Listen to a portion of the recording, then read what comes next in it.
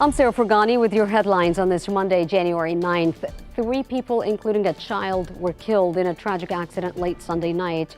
Police say an SUV crashed into a red vehicle at Thousand Oaks Drive and Alamo Blanco streets on the city's northeast side, and the impact sent that car right into a concrete pillar. And despite crews trying to save their lives, a man, a woman, and a child died on the scene. 2 other people in the SUV were taken to the hospital as a precaution, and police have not said what caused it or if charges will be filed. President Biden met with community leaders in El Paso and Border Patrol on his first border trip since taking office, and they're hoping for more support in handling the surge of migrants. While meeting with community leaders there, the president asked, "If I had a magic wand, what should I do?" And most folks there responded with funding. Governor Abbott tells us he spoke with President Biden and their conversation was cordial. The governor also handed the president a letter with 5 points on what needs to happen to secure the border. That included detaining anyone who crosses into the country illegally, enforcing Title 42 and the Remain in Mexico policy, and finishing building the border wall in Texas. Abbott said Biden's visit is coming 2 years too late. But because he declared or caused this chaos himself, he should have been down here from day one to fix the problem that he created. The president has called on Congress to act on immigration. He says his power is limited on what he can do. Meanwhile, in Washington, with a new House Speaker elected, House Republicans are planning to form a new select committee to investigate the Department of Justice and the FBI. Lawmakers say they want to target the agencies and their ongoing investigations, particularly those into former President Donald Trump. The new expanded committee proposal is a result of one of the key concessions House Speaker Kevin McCarthy made to secure the gavel. If the proposal passes, McCarthy would be able to select 13 lawmakers to serve on the subcommittee.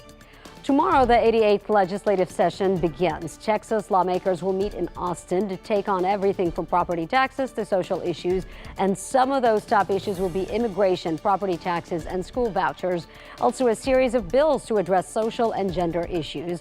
Lawmakers will have a budget surplus of $27 billion. Both Governor Abbott and the Lieutenant Governor want a good chunk of that to go toward property tax cuts. A murder in the medical center is leaving police with more questions than answers. 28-year-old Octavian Hoskins was shot along with a second victim, and the 2 were found near a car on Medical Drive Friday night. Hoskins died at the scene. The other victim was taken to the hospital. Police say he's giving them different stories of what happened, and so far, no arrests. Thieves targeted a VFW post, stealing ceremonial rifles used to honor veterans at funerals. This happened at the VFW post 8397 on the southwest side. Thieves broke the alarm and dragged out a large gun safe Friday morning. They didn't just cost the post thousands of dollars. They also stole the honor veterans' families deserve. Deprive that to some of the other veterans' families, that's just a very, very bad thing. The post was already scheduled to serve at a funeral less than 2 weeks away. And the post commander also says it's going to cost them thousands of dollars to re-secure the post and more to replace the guns. Now they're working on putting together a fundraiser. In Virginia, shock and a frantic search for answers after a 6-year-old student allegedly shot an elementary school teacher. Now the school will stay closed for 2 days to give the community time to heal. Police say Abby Werner is now in stable condition. She's a first-grade teacher at Rich Neck Elementary School in Newport News. Investigators say the 6-year-old shot Werner on purpose. They're trying to figure out how someone this young got a gun and learned how to pull the trigger. McDonald's is planning to lay off some of its corporate staff as part of a broader strategic plan. The fast food chain has thrived during the pandemic and as inflation made it more appealing than pricier restaurants. While it cuts back at the corporate level, it will accelerate development plans for new restaurants. Governor Abbott is calling on all Texans today to wear purple and cheer on the Horned Frogs. On Twitter, he said, "Root for the team from Texas that made it to the national championship." The big game kicks off tonight at 6:30. TCU ranked number 3, Georgia ranked number 1. Let's go Horned Frogs. And checking in with Maggie Laughlin right now for the forecast today.